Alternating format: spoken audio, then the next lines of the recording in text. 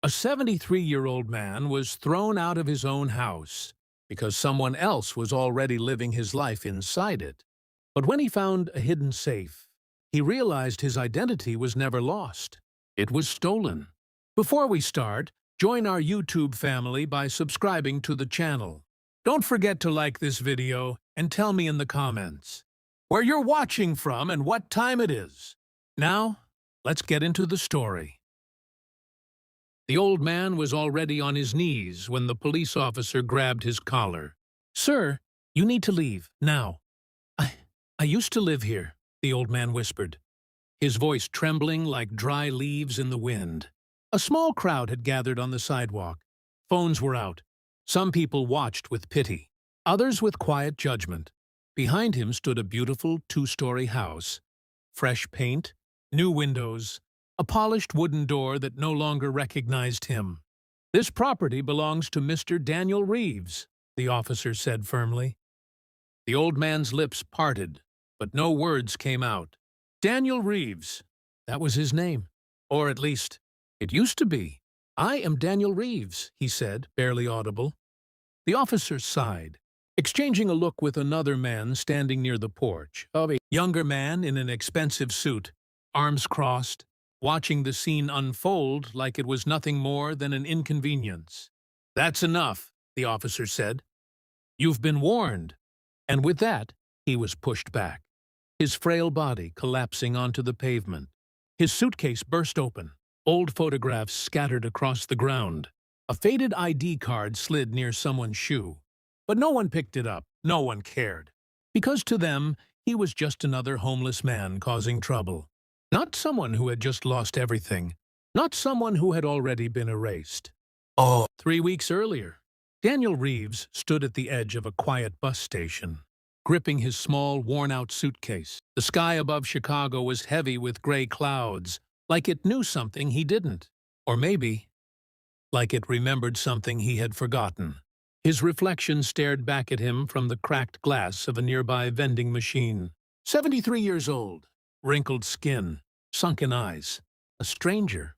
He adjusted his coat, a coat that didn't quite fit anymore. Nothing seemed to fit anymore. Not the world. Not his memories. Not even his own name. A bus roared past, wind brushing against his face. For a moment, he closed his eyes and saw nothing. No childhood. No family. No past. Just fragments. A ticking clock. A locked door. A voice saying, "You were never supposed to come back." His eyes snapped open, breathing heavy. What was that?" he muttered. But the memory was already gone. Like everything else? They told him he had been found unconscious on the side of a highway. No wallet, no phone, no identification, nothing. Just a man with no history. The hospital gave him a name. Daniel Reeves. It came from a small, nearly destroyed ID card found tucked deep inside the lining of his coat. But even that felt wrong. Like wearing someone else's face. "You're lucky to be alive," the nurse had told him. Lucky. That word felt hollow, because waking up without a past didn't feel like luck. It felt like a punishment. For weeks, he wandered. Shelters. Cheap motels. Park benches. Every night, he tried to remember something. Anything. A face. A voice. A place. But his mind was like a locked room with no key. Until one night, he had a dream. He was standing in front of a house. That house. The one he was just thrown out of. White walls. Blue shutters. A small oak tree in the yard. And a number on the mailbox. 2147. He woke up sweating. Heart racing. And for the first time, he knew something. He knew where to go. The journey back wasn't easy. He didn't have much money. Barely enough for food. But something pulled him forward. Something stronger than fear. Stronger than doubt. Every step felt familiar. Like his body remembered what his mind couldn't. When he finally reached the street, he stopped. His breath caught. There it was, the house. Exactly like in the dream. But something was wrong. It looked different. New, renovated. Like it had been erased and rewritten. just like him. He walked slowly toward the front gate, his heart pounding louder with every step. "This is it," he whispered. "This is my home." Or at least, it was. Oh. The door opened before he could knock. A woman stood there, mid-30s, sharp eyes, perfect posture. "Can I help you?" she asked coldly. Daniel blinked. I think I live here." The words sounded absurd even to him. The woman's expression didn't change. "No, you don't. I had a dream. This house, it's mine. I remember it." "Sir," she said, her voice tightening, "you need to leave." Before he could respond, the man in the suit appeared behind her. The same man now standing on the porch, watching him get thrown out. Daniel pointed at him. I've seen you before." The man smiled slightly, but there was no warmth in it. "No, you haven't." "Yes," Daniel insisted. "I know you. I can't remember how." The man stepped closer, close enough that only Daniel could hear him. And then he whispered something that made Daniel's blood run cold. "You were never supposed to come back." Oh. Back on the street, Daniel slowly gathered his scattered belongings. His hands shook, not from weakness, from something else. Fear, recognition, truth, trying to surface. He picked up the old photographs, faded, worn. One of them caught his eye, a younger version of himself, standing in front of the same house. But he wasn't alone. There was someone else in the picture. A child, a little girl, smiling, holding his hand. Daniel's breath hitched. Who are you?" he whispered. His chest tightened, a sharp pain. Not physical, something deeper, like grief, without memory. Suddenly, a voice behind him said, "You shouldn't be looking at that." Daniel turned slowly. It was the man in the suit, standing just a few feet away now, hands in his pockets. Calm, controlled, dangerous. "That life is over," the man said quietly. Daniel clutched the photograph. "What did you do to me?" The man tilted his head slightly, almost amused. "Nothing you didn't deserve." Daniel's heart pounded. "Oh?" "I don't even know who I am." The man stepped closer, leaning in just enough for his voice to drop into a whisper. "That's the point." A long silence followed, heavy, suffocating. Then the man straightened his jacket. "But if you're smart," he added, "you'll forget this place, walk away, and never come back." Daniel stared at him. Something inside him shifted. A flicker, a spark. For the first time since waking up without a past, he felt something clear. Not confusion, not fear, but defiance. "No," he said softly. The man's expression hardened. "No," he repeated. Daniel tightened his grip on the photograph. "I don't know who I was," he said, "but I know one thing." He looked up, meeting the man's eyes. "You're lying."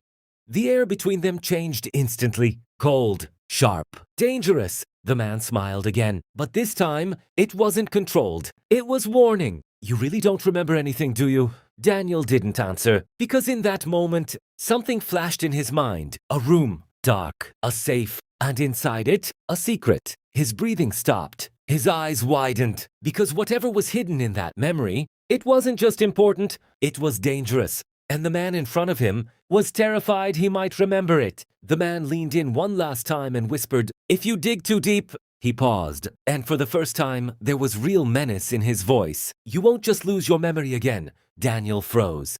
You'll lose what's left of your life." The man turned and walked away, leaving Daniel standing alone, broken, confused, but no longer lost, because now there was something pulling him forward. Not just a house, not just a past, but a secret, a dangerous one, and deep down, he knew one thing for certain. He wasn't just a victim, he was part of something much bigger, something someone was willing to erase him for. Daniel slowly looked down at the photograph again, at the little girl holding his hand. His voice cracked as he whispered, "I'm coming back." And as the wind carried his words into the empty street, a single thought echoed in his mind. What was hidden inside that safe? And why would someone destroy a man's entire identity just to keep it buried?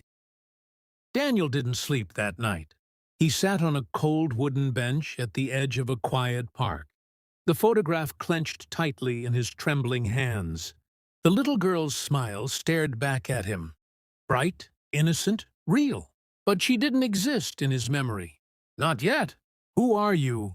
He whispered again, his voice breaking under the weight of something he couldn't fully feel. A father should remember his child. A father should never forget. And yet he had. Or worse, someone had made him forget. Oh. The city moved around him like nothing had happened. Cars passed. People laughed. Dogs barked in the distance. Normal life. But for Daniel, nothing was normal anymore. Every sound felt distant. Every face felt unfamiliar. Except one. That man, the one in the suit. The way he spoke. The way he smiled. Like he knew everything. Like he owned everything. Like Daniel was just a problem that had come back to life. Daniel exhaled slowly. No, he muttered. I'm not walking away. Oh. Morning came with a harsh brightness, the kind that exposes everything. Daniel stood outside a small convenience store, staring at his reflection in the glass again. Still the same stranger. Still the same empty past. But something had changed. His eyes. There was focus now. Purpose. He reached into his coat and pulled out the damaged ID card. The name Daniel Reeves barely visible. The edges burned. The photo faded, almost like someone had tried to erase it. But not completely. Why leave this? He wondered aloud. If someone wanted me gone, why not destroy it fully? Unless it wasn't meant to be destroyed. It was meant to be found. Oh. He stepped inside the store. The bell above the door rang softly. The cashier barely looked up. Daniel walked to the back, grabbed a cheap notebook and pen, and placed them on the counter. You paying or just staring? The cashier mumbled. Daniel blinked. Oh, yes, sorry. His voice felt distant, like it belonged to someone else. He paid with the last few dollars he had. And just like that, he was broke. Completely. But for the first time, that didn't scare him. Because now he had something more valuable than money. A question. And questions lead to answers. Oh. Back outside, he sat on the curb and opened the notebook. Page 1. He wrote slowly, carefully, like each word mattered. Daniel Reeves. Then underneath it, who am I? He paused, then added, who is the girl in the photo? And finally, what's in the safe? The moment he wrote that last question, his hand froze. A sharp pulse shot through his head. Images flickered. Fast. Broken. A keypad. Numbers being entered. A soft click. And then a voice. You shouldn't have opened it. Daniel gasped, dropping the pen. His breathing turned heavy. That's it. There's something there. He pressed his fingers to his temple, trying to hold onto the memory. But like before, it slipped away. Gone. Leaving. Behind only one thing. Fear. Oh. By noon, he was back on that street. He kept his distance this time. Watching. Studying. The house. The people. The movements. The man in the suit wasn't outside anymore.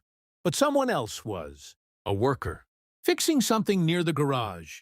Daniel slowly approached. Careful. Measured. Hey, he called out. The worker turned. Yeah?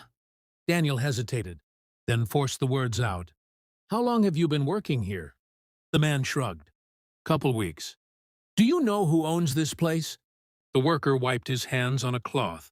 Some rich guy. Reeves or something. Daniel's heart skipped. Reeves? Yeah, Daniel Reeves. Why? Daniel stared at him, confusion flooding in again. That's my name. The worker chuckled. Yeah, sure it is. I'm serious. The worker's smile faded slightly. He looked Daniel up and down. You're not him. How do you know? Because I've seen him. Daniel's chest tightened. What? Yeah, the worker said casually. Guy comes here sometimes. Not often, but yeah. Definitely not you. Silence. Everything went quiet. Even the wind seemed to stop. Daniel's voice dropped to a whisper. You're saying There's another Daniel Reeves? The worker shrugged again. Looks younger, cleaner, like he actually owns stuff. Daniel stepped back slowly, his mind racing. That's impossible, unless... Oh. A car pulled into the driveway. Black, sleek, expensive. Daniel instinctively stepped behind a tree, watching. The door opened. And then he saw him. His breath caught. His entire body went still. Because standing there, stepping out of the car, was a man who looked like him. Not exactly, but close enough to make his stomach drop. Same facial structure, same eyes. Just younger, healthier, sharper. Like a version of him that had been restored or replaced. The man adjusted his suit and walked toward the house confidently, like he belonged there, like he was Daniel Reeves. Daniel's heart pounded violently. No, that's not possible. But deep down, it made terrifying sense. If someone wanted to erase him, they wouldn't just remove him. They would replace him. Oh. The front door opened. The woman from before greeted the younger man with a soft smile. Not cold this time, not distant. Warm, familiar. She stepped aside, letting him in, like he had always been there, like Daniel had never existed. Daniel's hands clenched into fists. That's my life. His voice shook. They took my life. Oh. He didn't realize he had stepped forward. Didn't realize he had left his hiding spot. Until... Hey, the worker shouted. You're not supposed to be here. Daniel froze. The front door opened again. The woman stepped out. Her eyes locked onto him instantly. And then the younger man appeared behind her. His expression changed the moment he saw Daniel. Not surprise, not confusion. Recognition. Cold. Calculated. Recognition. They stared at each other. Two versions of the same man. One broken, one perfect, one real, one something else. The younger man slowly walked toward him, step by step. Calm. Controlled. Dangerous. You really should have stayed gone, he said quietly. Daniel's throat tightened. Who are you? The man stopped just a few feet away, close enough to see every detail, every similarity, every difference. And then he smiled, a slow, chilling smile. I'm you. Daniel's world tilted. No, you're lying. Am I? The man leaned in slightly. Then tell me something only you would know. Daniel opened his mouth, and nothing came out, because he didn't know. He didn't remember, and the man knew it. That's what I thought, he said softly. Oh. Suddenly, the woman stepped forward. This is getting out of hand, she snapped. Call security. The younger man raised his hand slightly. No, his eyes never left Daniel. Not yet. A long pause followed. Then he spoke again, lower this time, almost like a warning. You're digging into things you don't understand. Daniel swallowed hard. Then help me understand. The man's smile faded. And for the first time, there was something else in his eyes. Not just control, not just confidence, but urgency. No, he said quietly. Because if you remember... He paused, and Daniel felt it. That same fear from before. That same invisible weight pressing down on him. Everything falls apart. Daniel's heart pounded. What does that mean? But the man had already stepped back, turning away, conversation over. Control restored, or so he thought. Because in that exact moment, Daniel's gaze shifted. Past the man, toward the garage. The door was slightly open, and inside, he saw it. A wall, reinforced, hidden behind tools and shelves. And right in the center of it, a keypad. Daniel's breath stopped, because deep inside his mind, something clicked. The numbers. He didn't know how, but he could feel them. Like they were waiting, locked just beneath the surface, ready to come back. All at once, and as the younger man walked away, confident that Daniel was still lost, Daniel whispered under his breath, I remember the safe. And for the first time, the game shifted. Because now, it wasn't just about finding his past. It was about unlocking something someone had tried to bury forever. And whatever was inside that safe was powerful enough to make two men share the same identity. But the real question was, when Daniel finally opens it, will he discover the truth, or the reason he was never supposed to remember in the first place? Daniel didn't move, not when the younger version of himself turned away, not when the woman went back inside, not even when the worker muttered something under his breath and walked off, because his eyes were locked on one thing: the garage. That keypad, that memory, it wasn't gone anymore. It was waiting.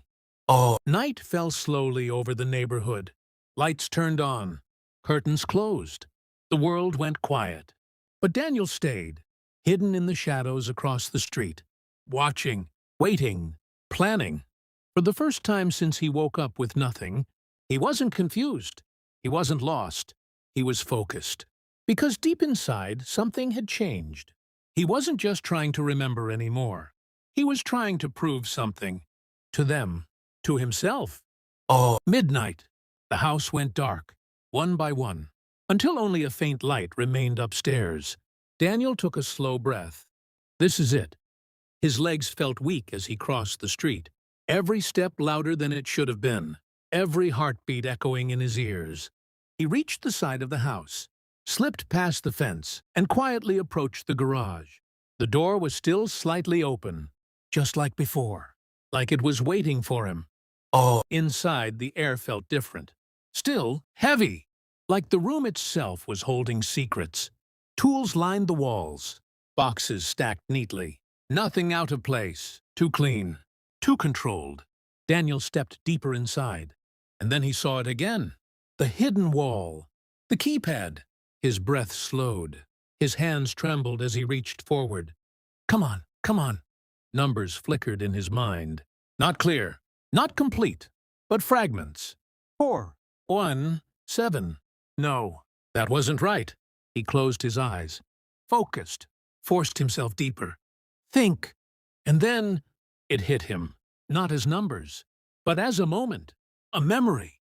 Him, standing here, younger, stronger, typing carefully, looking over his shoulder, afraid.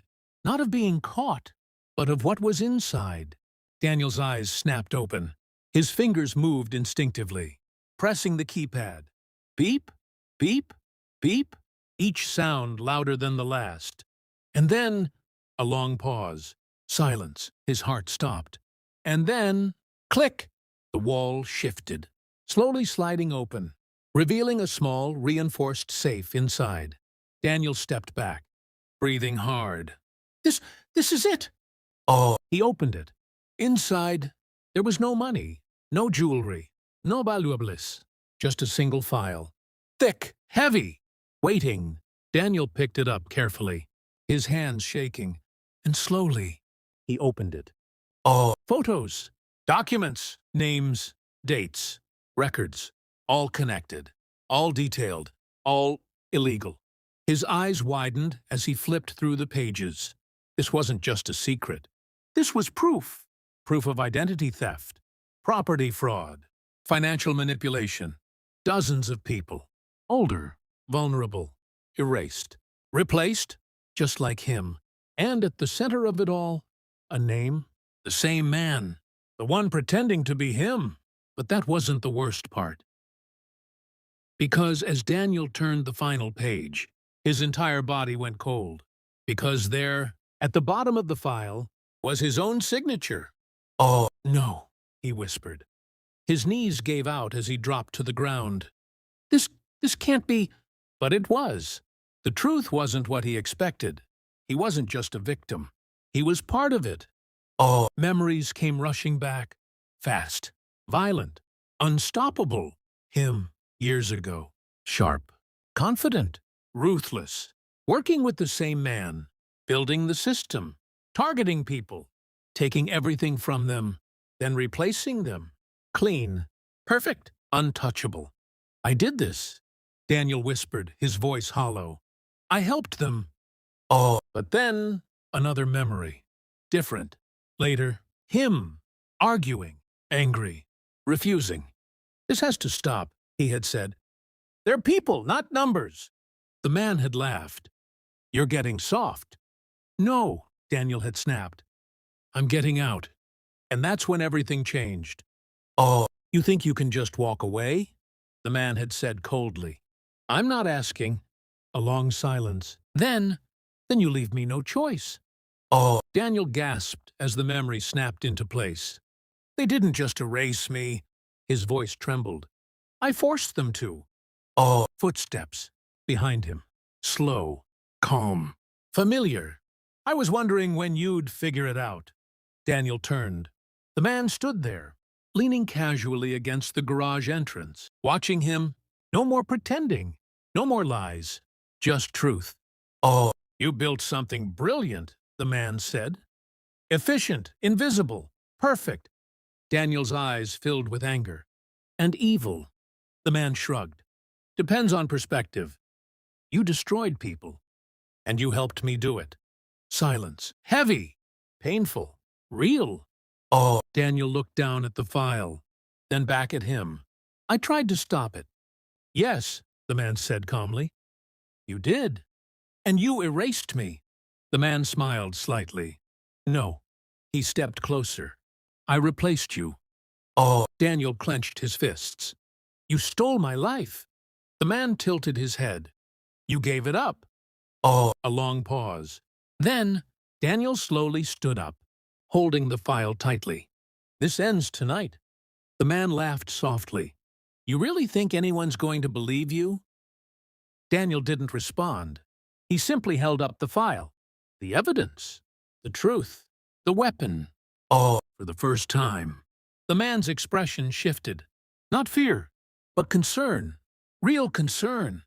"Put that down," he said quietly. Daniel shook his head. "No. Think carefully." "I am. You won't survive this." Daniel's voice steadied. "Maybe not." A pause. Then, "But neither will you." "Oh." Sirens. Distant. Growing louder. The man's eyes flicked toward the sound. Then back to Daniel. And in that moment, he understood. Daniel had already made the call. "Oh." "You always were the problem," the man muttered. Daniel gave a small, tired smile. "No." He looked down at the file one last time, then back up. "I was the solution." "Oh." Police lights flooded. The street, red and blue flashing across the walls. Footsteps, voices, commands. The man didn't run, didn't fight, just stood there, watching Daniel. One last time. "Oh." As officers stormed in and took him away, Daniel remained still, exhausted, broken, but finally clear. "Oh." Weeks later, the house was empty, seized, silent. Daniel stood across the street again. Same place, same view. But everything was different now. He still didn't remember everything. Some parts were gone forever. But the important part, he remembered enough. Enough to choose differently. "Oh." The photograph was still in his hand. The little girl, his daughter, alive, safe, found, not lost like him. "Oh." A soft wind passed through the street. Daniel took a slow breath, then turned away, walking forward, not back. Because for the first time, he wasn't trying to reclaim his past. He was choosing his future. "Oh." And as he disappeared down the street, one question remained. If a man can lose his identity and still choose to do the right thing, then who was he really all along?